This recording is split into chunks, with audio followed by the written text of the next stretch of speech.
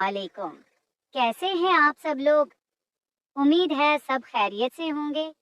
अगर आपको मेरा नावल ड्यूल की जान अच्छा लगता है तो काइंडली मुझे सपोर्ट करें। वीडियो को लाइक करें, कमेंट करें और चैनल को सब्सक्राइब करना मत भूलें। चलें, शुरू करते हैं आज का एपिसोड। नावल ड्यूल की जान, किस्त 65। हवेली के आलीशान लाउंज का बड़ा लकड़ी का दरवाजा जब खुला तो अंदर का मंजर किसी कॉमेडी फिल्म के क्लाइमेक्स जैसा था। अरसलान मिठाई के थाल पर गिरने की वजह से सर से लेकर पैरों तक चाशनी और खोए में लथपथ सोफे के पास पड़ा था। हमजा डाइनिंग चेयर के नीचे ऊंधा गिरा हुआ था। मिम्मा जान हाथ में बैलन लिए हक्का बका खड़ी थी और आयला सोफे पर चढ़ी लाल रिबन वाले बकरे मेको को डांट रही थी, जो खुद शान से दूसरे महंगे सोफे की पुश्त पर चढ़ा मैं कर रहा था। चौखट पर खड़ा जायान शाह, जिसका चेहरा ईद की सुबह की पुरसुकून रोशनी में चमक रहा था, उसने जब ये मछली मंडी का नक्शा देखा तो उसकी घनी आबरूएं यकदम सिकड़ गईं। उसकी गहरी आंखों में वो जलाल उतरा कि लाउंज का पूरा दर्जा हरारत एक सेकंड में मनफी पर चला गया। जायान ने भारी कदमों से अंदर कदम रखा। उसके कल्फ लगे सफेद कुर्ते की आस्तीनें, जो कहनियों तक चढ़ी हुई थी, वो उसके गुस्से की गवाही दे रही थी।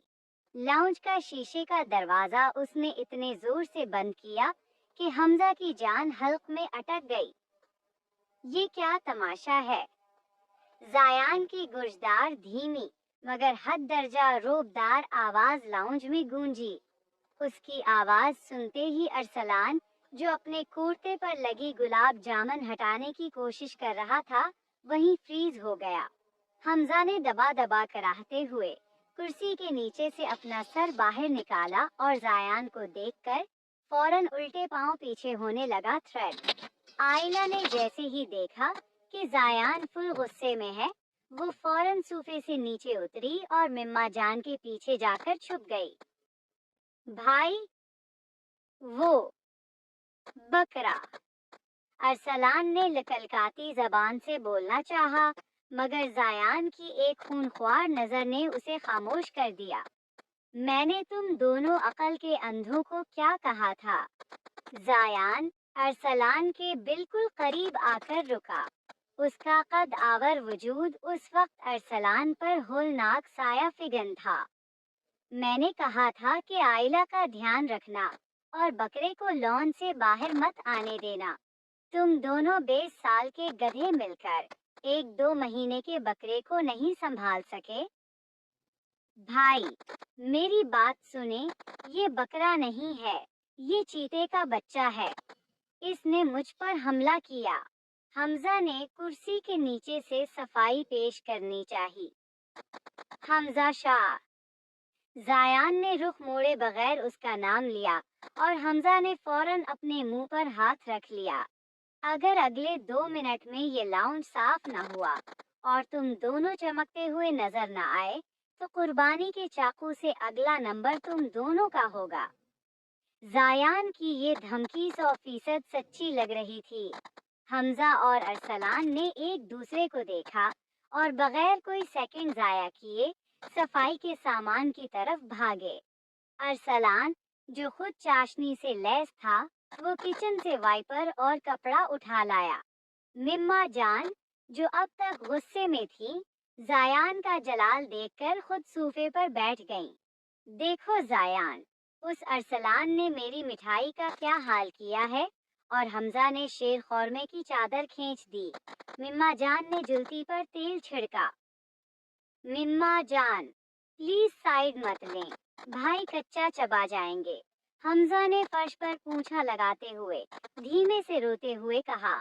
आइला, मिम्मा जान के पीछे बैठी, हमजा और अरसलान की ये हालत देखकर अपने मुंह पर हाथ रखकर हंस रही थी, मगर जैसे ही जायान का रुख उसकी तरफ हुआ, उसने फौरन मासूम सी शक्ल बना ली।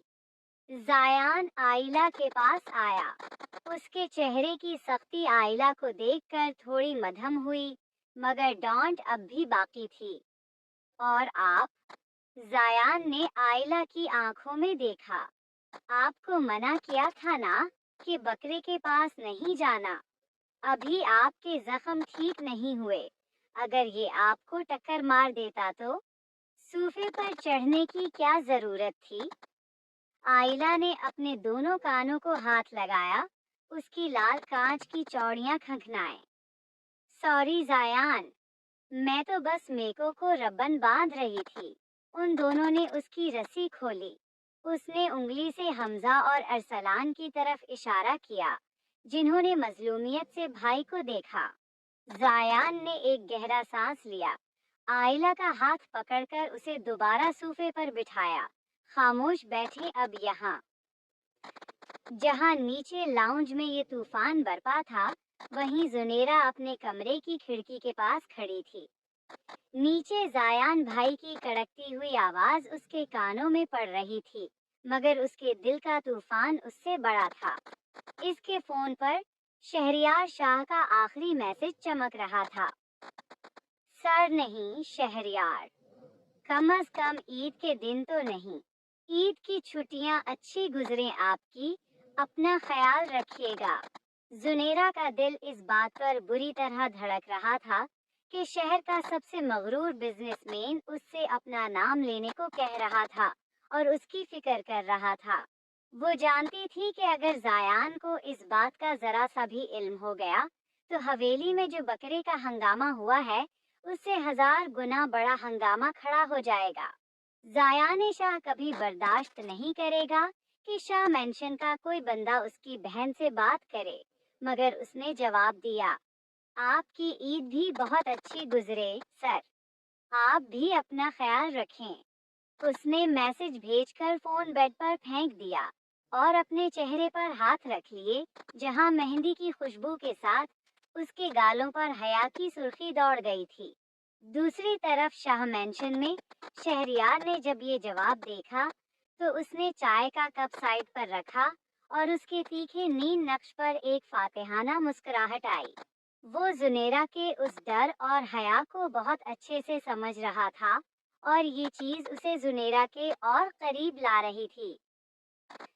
हवेली के लाउंज में जब हमजा और अरसलान ने रो धोकर कपड़े बदलकर पूरा लाउंज शीशे की तरह चमका दिया और मिठाई का मलबा साफ कर दिया, तब दादा जान मुस्कुराते हुए अपने कमरे से बाहर आए। उनके हाथ में चमचमाते हुए करारे नोटों के लिफाफे थे।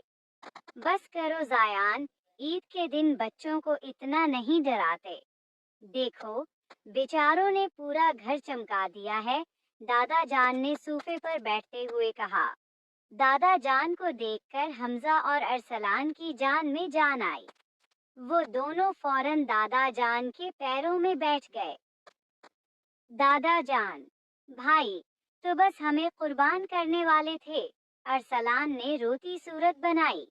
दादा जान ने हंसते हुए सबको ईदी के लिफाफे दिए। ईद की ये दोपहर अब आहिस्ता आहिस्ता पुरसकून हो रही थी, मगर कुर्बानी का वक्त अब करीब आ रहा था और आयला का बकरा मेको अब भी पोर्च में खड़ा बाहर बंधे बड़े बैल